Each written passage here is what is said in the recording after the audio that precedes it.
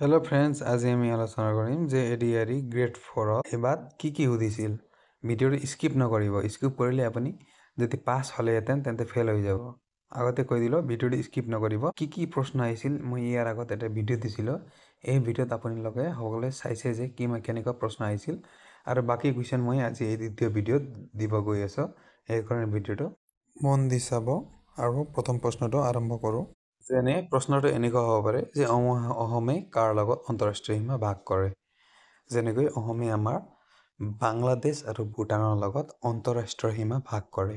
এই দুটা most important হয়, বাৰ বাৰ সুধি থাকে যে অসমৰ বৰ্ডাৰটো কাৰ লগত আন্তঃৰাষ্ট্ৰীয় সীমা ভাগ কৰে বুলি সুধি থাকে। এইটো মনত ৰাখিব, এইটো ইম্পৰ্টেণ্ট কুৱেশ্যন হয়। আৰু দ্বিতীয়তে অসমৰ জিলা কেইখন আৰু কি নতুন হৈছে এইবিলাক ভালকৈ মনত থৈ দিব। আৰু কোনটো জিলা কোন দিশত, মানে উত্তৰ, পশ্চিম, পূব, দক্ষিণ, এইবিলাক কোন দিশত কোনটো ডিষ্ট্ৰিক্ট আছে এইটো আপুনি ভালকৈ মনত থৈ দিব। এইটো সুধিব। যেনেকৈ আমাৰ তামুলপুৰ ডিষ্ট্ৰিক্ট কোন দিশত আছে অসমৰ, এইটো সুধিব পাৰে। আৰু যেনেকৈ বৰাক উপত্যকা কোন দিশত আছে এইটো সুধিব পাৰে। এনেকৈ কোনটো ডিষ্ট্ৰিক্ট আমাৰ নতুন হৈছে, কোনটো ডিষ্ট্ৰিক্ট পুৰণি আছিল, এইবিলাক ডিষ্ট্ৰিক্টটো আপুনি ভালকৈ পঢ়ি থৈ দিব আৰু জানি থৈ দিব। তৃতীয়তে আমি চাব লাগিব যে অসমৰ প্ৰধান ভাষা হ'ল অসমীয়া। এই ভাষা সংবিধানৰ কিমান অনুচ্ছেদ অনুসৰি স্বীকৃতিপ্ৰাপ্ত। তেন্তে আমি ক'ব লাগিব যে এই ভাষা অসমৰ সংবিধানৰ ৮ম অনুচ্ছেদ অনুসৰি স্বীকৃতিপ্ৰাপ্ত ভাষা হয় বুলি ক'ব লাগিব। চতুৰ্থ প্ৰশ্নটো হ'ল যেনেকৈ আমাৰ অসমৰ জলবায়ুটো কেনেকুৱা, জলবায়ু কেনেধৰণৰ এইটো সুধিব। আপুনি কৈ দিব অসমৰ জলবায়ু হ'ল গৰম আৰু সেমেকা বা মৌচুমী বায়ু বুলি কৈ দিব। 5 নম্বৰ, যেনেকুৱা অসমৰ দুটা প্ৰধান শিল্প যদি কয়, অসমৰ দুটা প্ৰধান শিল্পৰ নাম, তেন্তে কয় শিল্প বহুত আছে কিন্তু প্ৰধান দুটা শিল্প যদি সোধে আপোনাক তেন্তে আপুনি চাহ আৰু খাৰুৱা তেল বুলি ক'ব পাৰে।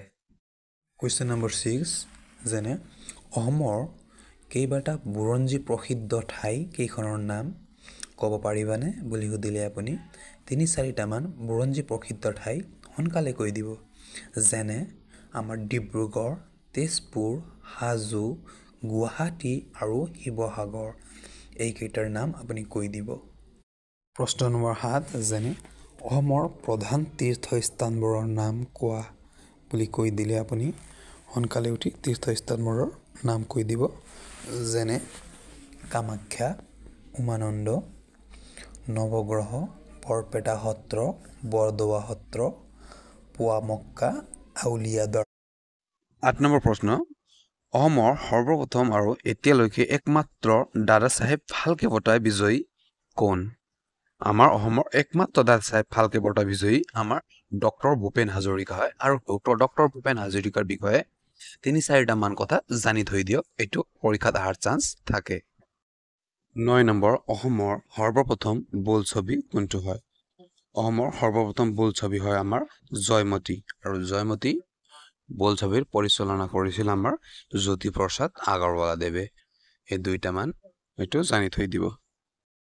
ইমান ইজি কুৱেশ্যনে সুধিব, ইমান টেনশ্যন কৰিব নালাগে। সৰু বেছিক কুৱেশ্যনবিলাক থৈ দিব। অসমৰ সৰ্বপ্ৰথম যেনেকুৱা মই নেক্সট ভিডিঅ'ত আহিম, অসমৰ যিমানবিলাক সৰ্বপ্ৰথম আছে অসমৰ প্ৰথম এইটো সকলো আনিম।